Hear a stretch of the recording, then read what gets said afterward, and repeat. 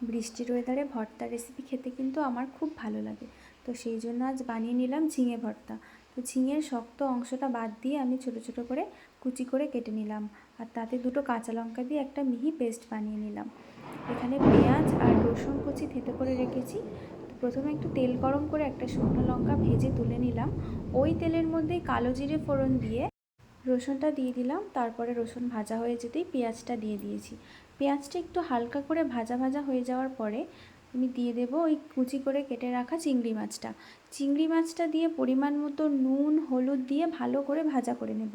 আমি আর এক্সট্রা করে চিংড়ি মাছটা ভাজিনি, আমি একসাথেই চিংড়ি মাছটা ভেজে নিলাম। এর জন্য কিন্তু কোনো অসুবিধা নেই। তো ভালো করে চিংড়ি মাছের গায়ে রং আসা পর্যন্ত ভাজা ভাজা হয়ে যাওয়ার পরে আমি দিয়ে দেব ঝিঙের পেস্টটা। ঝিঙে পেস্টটা দেওয়ার পরে খুব ভালো করে মিশিয়ে ভেজে নিতে হবে।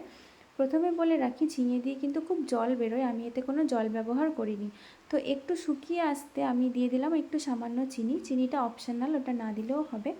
তো চিনি দেওয়ার পরে একটু ভাজা ভাজা হয়ে যাওয়ার পরে আমি ওই যে ভেজে রেখেছিলাম শুকনো লঙ্কাটা, ওটা দিয়ে দিলাম।